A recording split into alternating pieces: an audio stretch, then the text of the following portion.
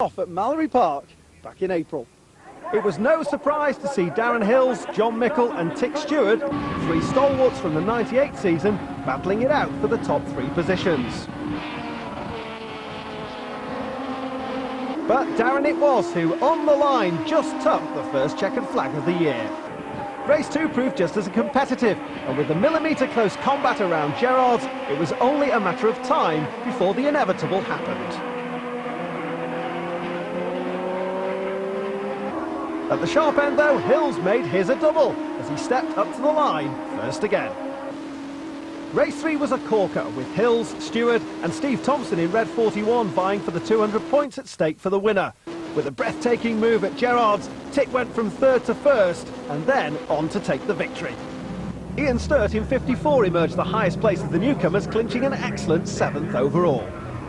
At Pembrey in South Wales, Tick Stewart picked up where he'd left off, scoring a pair of fine victories, although he failed to finish race 3. John Mickle took the honours in that one and ended the day 2nd overall behind a hugely consistent Gary Thomas in 55. North of the border, Tick returned to winning ways in races 1 and 2, with Darren Hills claiming a brace of seconds. John Mickle, the other to step up onto the podium at Knock Hill. So the Indy circuit with its new Graham Hill bend will provide the challenge for the first of 3 races in round 4, and the crowds were out in force to see the outcome. The red lights are on and they go green. Oh, and Gary Thomas gets a belting start. Up on the inside as he is of Gary Maloney in the Arco car. Up ahead, one of the Fountain twins, and they sweep majestically down through Paddock Hill Bend, trying to find a bit of tarmac on which to play. And there in the 41 car, the red and white machine, Steve Thompson, with his teammate Tick Stewart on the outside of him. But it's John Mickle who's made the break into Druids. Oh, and running out wide, there is Gary Maloney, and Mickle spins. Oh, John Mickles let the backhand of his legend step out. He spun right the way around, and also getting his sideways is Darren Hills, and Hills will spin out of the top 4 into the closing stages. And Peter Morton now trying to hunt down Andy Craig. Andy Craig, this driver has never had a race win in his life. The team helped him set the car up in Scotland last time, and is he on his way to a brilliant victory? It looks like he might be. Meantime, Gary Thomas trying to get round Chris Fountain. They're on the way towards the line, and surely Andy Craig will hang on to take the victory. The checkered flag for Andy Craig. I think I've done it now, haven't I? Unbelievable. So here we are then at Brands Hatch on the Indy circuit for the 2nd race of 3 here this weekend. Ian Sturt on pole position, and looking back, Peter Morton in the silver and maroon car number 32, squeezing between the team twin car. We're on board with Gary Thomas, the legend car working well, and Pete Amos has got it sideways. Stuart Chorley's going to take the checkered flag this time and add yet another victory to his haul of those. His hand is out of the car already, salutes the checkered flag as he crosses the line. Who's going to get second? Oh, Sturt will get it by half a car length from Hills. I could see Darren catching me, and I thought, he ain't coming past me, Darren.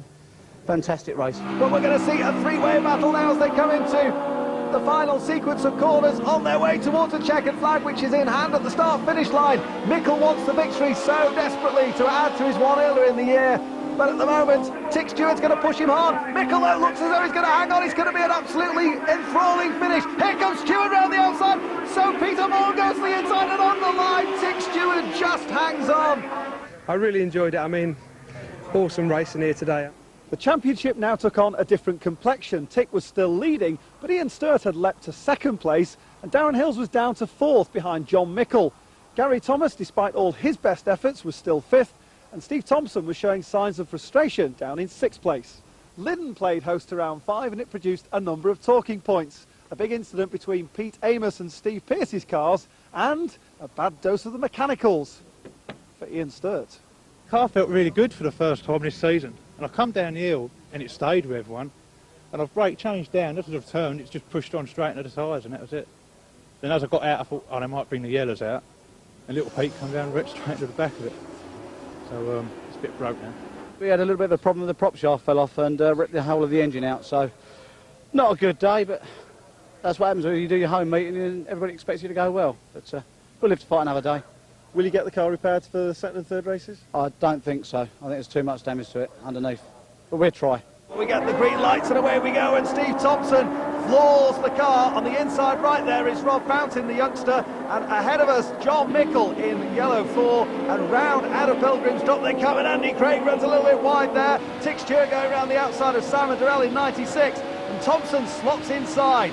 22 cars absolutely hammer and Toms into the Devil's Elbow, and it's Sturt who leads. It's been a cracking start by Neil Thomas also. He's slotted up into second place, but he's under massive pressure there from the Fountain boys. And Steve Thompson going sideways through the elbow, 3 abreast at Hairy Hill, and into the hairpin they go.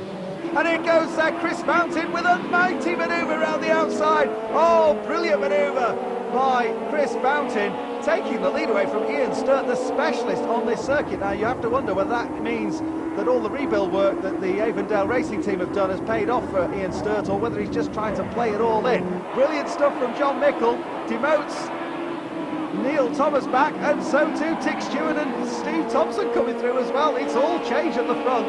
This is just quite stunning stuff. And Peter Morton there in 32 has latched onto this battle as well. This then the scrap for second place now, allowing the race leader up ahead of us, Ian Sturt, to pull away. They're at the elbow. Mickle on the inside, Stewart on the outside, protects the position from his teammate Steve Thompson. Peter Morton looks as though he picked up a slot there as they go up Hairy Hill. Into the braking area, oh, Morton late on the brakes. A locked front right tyre there from Peter Morton. Can he hold on? He's on the inside of Steve Thompson. Tomo's going to lose a place. Into the Devil's Elbow he goes. Tick Stewart's trying to go around the outside of John Mickle. He'll cut back to the inside. Oh, Neil Thomas has gone hurtling off into the gravel. Well, he came flying down the inside of Peter Morton, and Morton's out. Well, dramatic stuff there at the Devil's Elbow. Bit of bumping and boring going on at the top of Hairy Hill as well. Well, Neil Thomas there looked to me like he lost his brakes. He went straight on into the gravel trap there, was launched up into the air with contact with Pete Morton, but they're both out. And this is second place squabble. It couldn't be tighter. Contact again! Oh, as they're about to start the final lap, the 2 teammates are spun out onto the centre. They'll rejoin. We had a puncher, Pete come in the back of me, about 3 laps, 4 laps from home. We had a puncher, as you can see on the car, and I was just holding them all off. I needed the points. Luck might be changing today, eh? Bit lively, wasn't it? I think we were going backwards and we were selecting forward gears, but he had a puncher, that was his problem. He just tried to take an inside line out the bend and he just moved across, slapped me, I hit my teammate, and we both went round like pirouettes, didn't we? Toval and Dean, eh? It was absolutely brilliant. There was cars going here, there and everywhere, just kept picking them off one by one. And there was someone up there just looking after me, because there was accident after accident and I was just missing them. And I knew my luck couldn't run that much.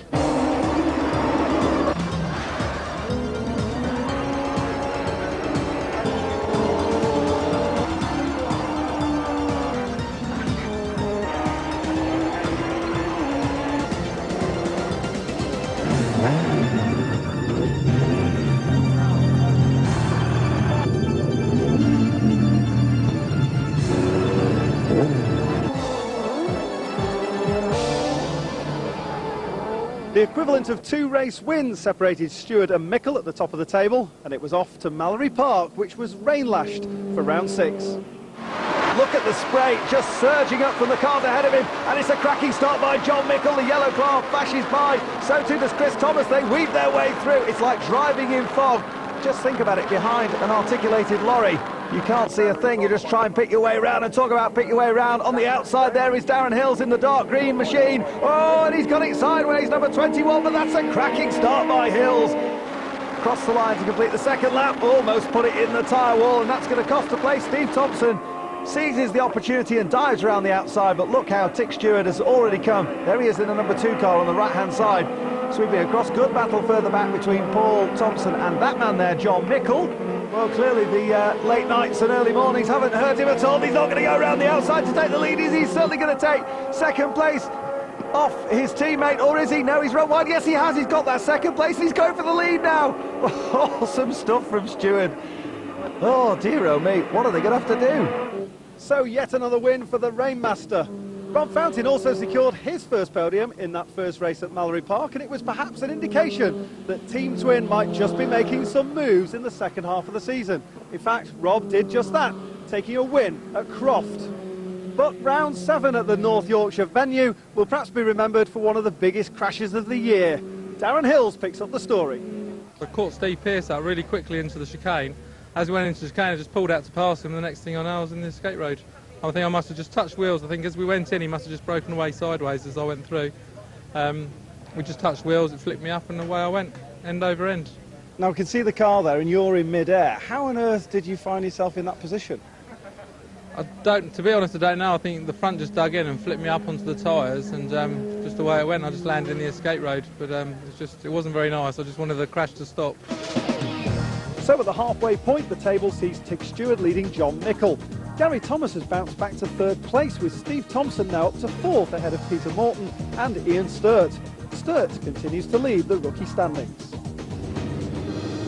On the start line, Rob Fountain looked confident for race 1 as he lined up on the front row with Andy Tannehill. Ian Sturt, back on the inside of row 2, was thinking about a quick start as the cars started their warm-up lap.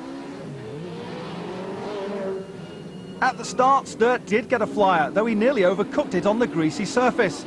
Meanwhile, young Rob Fountain bogged down and saw the field swamp him into the first corner. For Ian Sturt, though, it was a superb lights-to-flag victory. It wasn't good news, though, for second in the championship, John Mickle. A shredded tyre dashing his hopes of pulling back some points on Tick Stewart. And while John headed back to the paddock for repairs, Tick had dramas of his own and was about to make his pit crew earn their corn after an engine failure. In race 3, Team Twin were again to the fore, this time for the right reasons. A win for Chris ahead of Steve Thompson and Andy Craig. Tick sorted out the engine problem and left Alton Park still leading the championship. To see who can catch him, join us after the break when we continue our review of the season. Welcome back. Another trip to Mallory Park over the bank holiday weekend saw victories for Tick Stewart, Darren Hills and Steve Thompson, who now moved himself into third place in the standings, just 125 points behind John Mickle. At Brands Hatch, Sunday Mirror sports editor Steve McKenley drove the guest car and had this to say. They really are thrilling machines to drive, fantastic. The one thing that strikes me is the cost of it. It must be the most affordable series in motorsport. I mean, you can come to this event and you can hire a car, and I think it costs you about 500 quid plus your entrance fee. Where else can you race for that sort of money? Next stop, Scotland, and some of the best race action of the year. And Simon Durrell was also looking to get some return from his new race engine. Here we are, riding again with Tick Stewart down railway, slight left-hander in this. This is where they come thundering down towards the Glenbarragle hairpin. Is he going to be passed, though, I wonder? In fact, under challenge there, very much so, from Rob Fountain, and so too, and there's Tick Stewart spins! Oh, the championship leader spins! What a mistake there by Tick Stewart. And here comes Simon Durrell out of the hairpin. He's going to take the checkered flag this time. Durrell will go and takes his second victory of the season. He had one at Brands Hatch last time out. Oh boy, is he pleased with that. Look at the difference since I've had the race engine. It's just been incredible. So hopefully for next year I can grab myself a sponsor and bring the rest of the car up to date. He's such a hard man to get by, to be honest. He must pay a lot of road tax because he likes a lot of the track, And a good steady start by everybody for this second race at Knockhill, the 12th round of the championship. And on the front row on the inside, Nigel Kelsey, the two Team Twin cars there of Rob and Chris Fountain tucked in alongside behind him. And Tick Stewart is way back in the pack, as is John Mickle. They're going to have to fight their way through. In fact, Mickle already making a great start. He's up to fourth place. And there in the 32 car behind him is Peter Morton. Had a dreadful time here on the Saturday of this meeting, and really has been playing catch-up all the way along. They filed through the tremendous roller coaster ride that the just over 1 mile circuit here at Knockhill provides. And there in the middle of the pack is Tick Stewart. He's on the inside of Lisa Morgan. They're going to be side by side as they go through Clark. We look from Simon Durrell, and there goes Lisa Morgan, fired off into the tyre barrier. Lisa Morgan's a casualty there on this opening lap. It's an 8-lap race, and my word, the front left corner of that car badly damaged. Lisa looks to be okay. She's moving around as Ian Kirk in number 8 comes down towards us. Tick Stewart behind him. On the outside is Pete Smith in 56. They'll all come out of the slowest part of the circuit down there at the hairpin. And up the hill they come. It seems a long, long way in many cars, but in a little legend with its 1200cc Yamaha engine, it really does fly up the hill there as John Mickle challenges Chris Fountain. John Mickle, the meat in the Team Twin sandwich. Chris in 52, Rob in 51. There is John Mickle, second in the championship. He's there just tucking in and trying to find that lead. He'll be looking in his mirrors, watching for Tick Stewart, who is carving his way through the field as they've completed that opening lap. Tick Stewart already picking up more than a fair handful of places, and he's on the charge. He could conceivably win the championship here this weekend, but it would mean that man there in the yellow and blue team brass car, John Mickle, would have to have an absolute nightmare for Tick to do that. Mickle will be late on the brakes. Tick's going to have to come up with a trump card here from somewhere. He's trying to take the wide line in, and hopefully that will give him the tight line out, but it's not going to be again. They go side by side up the hill. Absolutely stunning stuff from these two. So well matched, it's unreal. And John Mickle has had a new engine fitted in there. The old one was a little bit sluggish. He felt, and Tick Stewart's gone round the outside, and Thomas Timo, he's on the grass, 4 wheels on the grass, bouncing down through there. Mickle will surely come back at him. Tick Stewart on the inside, Mickle on the outside, and unbelievably, Tick Stewart hangs on. Well, I don't know what John Mickle must be thinking, what he's got to do. That was an outrageous manoeuvre by Tick Stewart. He put 4 wheels on the grass, and he's all over the option there. Coming out of the chicane, it throws you off to the left-hand side there, and Mickle's going to try and go back round the outside at Clark, and he'll do it. Oh, brilliant stuff. No, he doesn't. Stewart fights back. They'll come into our view, getting into the closing stage. We have just half a lap to go. John Mickle will have to try something very brave and courageous down here at the final corner. It is the final corner of the final lap of this second race, and Mickle's lost it. Mickle spins out. He's out of second place. He spins it round through 360. Simon Durrell goes through into second. Oh my word, Chris Fountain goes through into third place. John Mickle will hold on for 4th place, but what a dramatic finish. Well, you've got to admire the courage of John Mickle. He knew it was going to take something special, but Tick Stewart just held him off. Tick Stewart arrived at Mallory Park in a position to seal the championship, but as we'll see, he had problems right at the start of race 1. Here he is, just a few minutes ago, trying to draw the attention of his fellow competitors as they're on the installation lap. He's got a problem, and Tick Stewart, the championship leader, heading into the pit lane, and that was to prove a retirement. So 200 points up for grabs there are, remember, for the winner. Tick will score none. Broke the reverse gearbox once again. We did one in Knock Hill, so we know what we're doing, but it's just the main drive shaft, which drives the back wheels. Tick reckons all the pressure's on you. No pressure on me. I'm just going to go out there, keep on winning, and he's the one looking over his shoulder. He's got to finish every race, so I'm just going to keep on winning, or try to win. And as I said, I think he's got more pressure on him, but I don't think he'll admit to it. And Tick Stewart has pole position for this race. That's the way the draw worked out. 35 points will give him the championship, and this the 150th ever Legends race in the United Kingdom. Happy 150th Legends here in the UK, and it's a cracking start by Tick Stewart, so too by John Mickle. Steve Thompson had such a disastrous first race here. He needs to keep in touch as well. There are 4 or 5 drivers equally who could get onto that second spot in the championship standings if Tick Stewart is going to wrap things up today. And to be fair, 35 points, well, he only needs to finish something like 14th or 15th, and that's the look back he has. And behind him, also Steve Thompson spins, and Thompson's in the gravel trap. Sturt wants a good finish too. He's certainly another who could win the Rookie of the Year. The Rookie of the Year title, incidentally, is between Ian Sturt there in number 54 and the car ahead of him. We're on to the final lap now, and there is Tick Stewart. Looks in the mirror. Who's behind him? Can they get through? Can they pressure him? Will he be hearing all sorts of noises in the car? He knows that he's on his way to his 2nd ever Legends title. They're squabbling over second place behind Durrell in 96 and Chris Fountain in 52.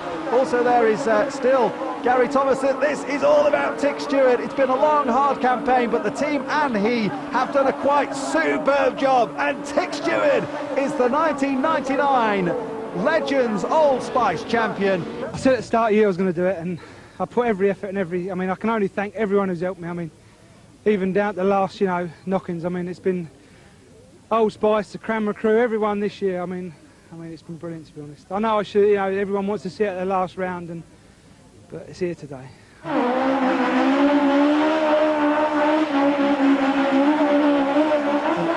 The fight was now on to sort out the 2 remaining podium positions in the championship, and of course there was the battle for rookie honours to be resolved. In this one, Ian Sturt and Rob Fountain would go head-to-head. Steve Thompson closed the gap on second place John Mickle with a superb victory on the 2-mile national circuit. Mickle, though, kept his dreams of finishing runner-up in the championship alive by claiming a steady 8th. Meanwhile, in 96, Simon Durrell's recent charge seemed to have faltered when he could only manage 9th after running into the back of John Mickle on the opening lap and suffering an ill-handling car as a result. The battle for Rookie of the Year hotted up as Fetcham-based Ian Sturt in 54 and one half of Team Twin, Rob Fountain in 51, close to within 40 points of each other. Now here's Steve Thompson. This is what happened on the opening lap. There it is, he just slides it round, the back end goes, he's looking for the gravel trap. There goes Gary Thomas past him, Simon Durrell past him as well. And back with our race leaders and Ian Sturt and indeed Rob Fountain. Now these two, remember, are fighting it out for the Rookie of the Year title. That is the award that goes to the highest placed newcomer in the series in 1999. And John Mickles lost a couple of places there, although they've had the abacus out in the team brass pit. They've been trying to work out exactly what John has to do in order that he doesn't lose, unless Steve Thompson giving himself huge encouragement. Come on, he says. But ahead of him, they're on the chase to the checkered flag, and Sturtey's going to hang on, so too will Rob Fountain to that third place. As I'm spinning around, I see Simon Durrell going past, and I could hear him, I reckon, laughing under his crash helmet at me. So a little bit of a red mist come down, and managed to get my head down. I didn't think I was going to catch him at all. And that means that Steve Thompson could well be on his way to being the first driver, certainly in 1999, and to my memory, nobody's ever done it before, to take those 3 victories. Tick Stewart will follow in home in second place.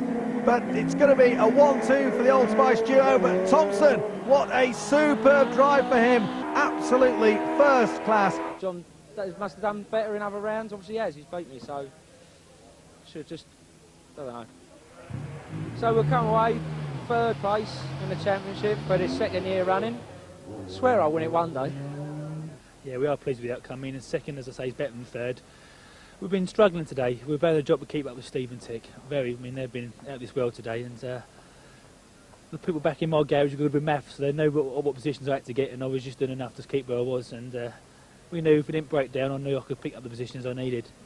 So with 42 scintillating races completed, the championship standings now look like this. Congratulations to Tick for what has been a brilliant campaign, and to John Mickle and Steve Thompson, who have both pushed him hard. Rob Fountain clinched the rookie title. But before we go, here's Legends Fraser Kennedy with his thoughts on the season. It's been fantastic. It's been the best season for Legends, certainly, we've ever had. The drivers have been amazing. All of the teams have been wonderful. Without Allspice, you know, they were fantastic too. It's been great. It's the best one ever. And hope that the 2000 is just as good. So that's it, you're thinking? Well, not quite. In winning the championship, Tick will fly the flag for England in the Legends World Finals in the west coast of America. And we're going to be there to cover his progress.